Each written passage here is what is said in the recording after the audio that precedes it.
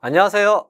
모아소방 전기학원과 모아바에서 전기기능장, 전기기사, 그리고 전기기능사를 강의하고 있는 강사 박진영입니다. 수강생 여러분, 전기기능사 필기라는 어려운 관문을 통과하신 것을 진심으로 축하드립니다. 기능사 중에서도 합격률 평균 30% 이하라는 정말 어려운 시험인데요. 어렵게 통과하신 만큼 실기는 제가 쉽고 빠르게 합격할 수 있는 방법을 제시하도록 하겠습니다. 자, 다음으로 오리엔테이션 시작해 볼까요? 오리엔테이션은 크게 5가지로 나눠져 있습니다. 첫 번째, 전기공사용 배관 배선 재료 및 공구에 대해서는 수강생 여러분들이 시험장에 입장하셔가지고 어떠한 재료를 사용할 것인지, 어떠한 공구를 사용해야지만 효율적으로 작업을 할 수 있는지에 대해서 설명하는 시간을 가지고요. 여기서 제일 중요한 건 바로 공구입니다.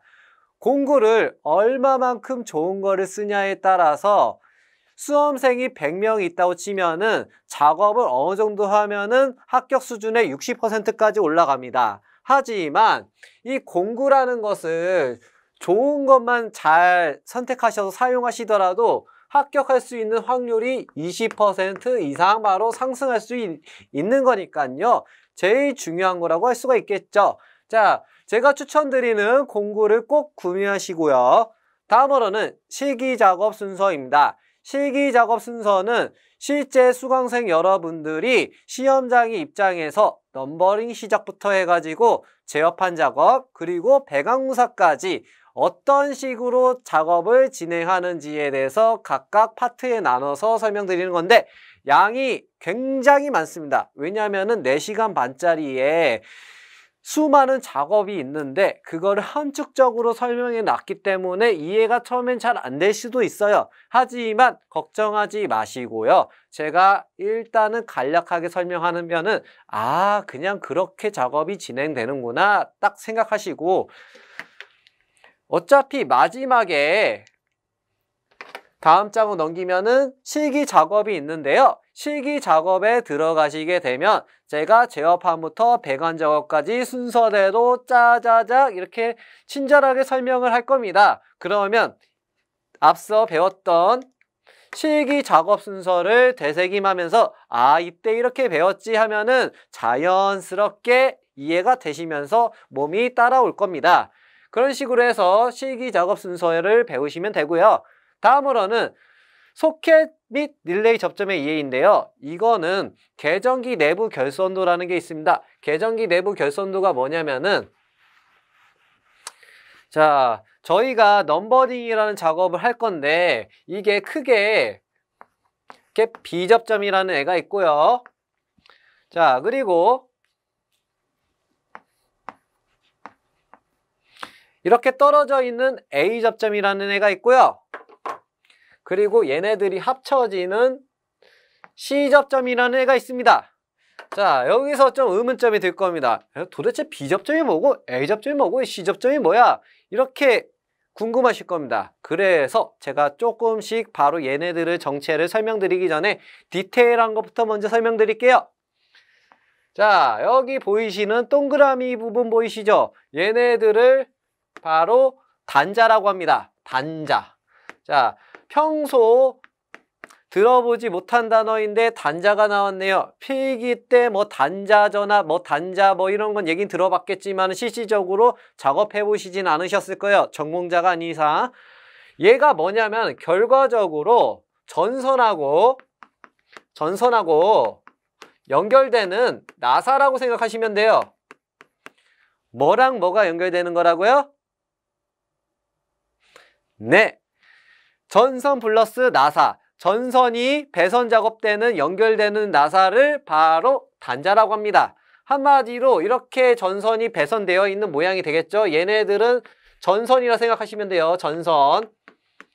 자, 나사 한 개당 이렇게 전선 배선 작업을 하게 되면은 전원을 투입할 때 전류가 이렇게 흐르겠죠. 전류가 만약 여기가 플러스고 마이너스라고 하면은 자, 플러스 된 전류가 이렇게까지 흐를 수가 있을 겁니다. 하지만 이쪽 가운데 보이는 애가 그냥 철폐이라 생각하시면 돼요. 자, B접점인 경우에는 철편이 닫혀져 있어가지고 이렇게 전류가 흐를 수 있는 특징이 있고요. 자, A접점 같은 경우에는 철편이 어떻게 되어 있죠? 단자랑 떨어져 있죠. 그렇기 때문에 전류가 밑에까지 통과를 하지 못합니다. 그러한 차이점이 있는데 평상시에 열려있는 철편이 열려있는 접점이 A접점이고 평상시에 닫혀있는 접점이 B접점이고 그리고 마지막 설명 안 한 거 있죠? 자, 여기 C접점은 뭐냐면은 자, 여기 단자 하나당 선선을 연결하려고 하면은 4가닥이 필요하잖아요. 자, C접점을 사용하게 되면은 B접점하고 A접점 이렇게 중간에 장애물이 없을 시 얘를 하나로 묶어가지고 배선 가닥수를 하나 줄일 수가 있습니다. 이러한 접점을 C접점이라고 합니다. 자, 이렇게 써져 있는 모양 형태가 계전기 내부 결선도라는 수강생 여러분들이 시험장에서 받게 되는 도면이 있는데요. 그쪽에 보면 이러한 똑같은 그림이 쭉 따라가 보시면은 숫자가 적혀져 있습니다. 그 숫자를 따가지고 저희가 실제 시험지에 사용되게 될 시퀀스 도면에다가 숫자를 써 놓으시게 되면은 이게 나중에 전선을 어떻게 배선 작업해야 될지 내비게이션 역할을 해준다는 겁니다. 그러기 위해서 시퀀스 넘버링을 배우는 시간이에요. 이거 말고도 배관도의 가닥수를 선정하고 배관 넘버링을 설명하는 또 추가적으로 해드릴 텐데요. 자, 이거 같은 경우에는 배관 넘버링이 뭐냐? 자, 제가 한번 그림을 그려보겠습니다. 자, 제어판이 이렇게 있다 치면은 얘랑 연결된 컨트롤 박스가 있고 배관이 이렇게 연결될 거예요. 만약에 여기에 푸시 버튼이 이렇게 있다 치면은 얘를 눌렀어요. 만약에 눌렀어요. 누르게 되면은 여기랑 제어판하고 연결되어 있는 게 있어야지 얘랑 연동돼 가지고 제어가 돼서 다른 쪽에 있는 램프가 만약에 레드램프 아래에 있다 치면은 점등이 되겠죠. 한마디로 배관하고 제어판하고 이렇게 램프가 중간에 연결되는 부분이 있어야 되는데 이러한 것들을 어떻게 연결하는지 영문으로 즉 글씨로 적어 놓는 작업을 배관 넘버링이라고 합니다. 한마디로 그냥 저희가 작업할 걸 글씨로 써 놓는 거예요. 그러한 역할을 배관 넘버링이라고 하는데 그것까지 설명을 하는 시간을 가질 거고요.